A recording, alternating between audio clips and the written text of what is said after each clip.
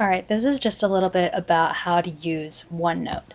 I usually use it to take notes for classes. So if you see on the left hand side, you can see different folders of different classes that I've taken, and inside the folders you'll be able to see different pages for different days and things like that. And then you can label them as such and as needed.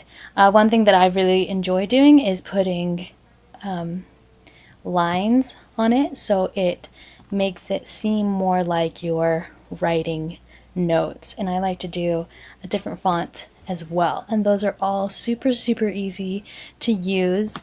Home tab, just like in Microsoft Word, there's all these different fonts that you can use. You can change the style if you want bolded or anything like that.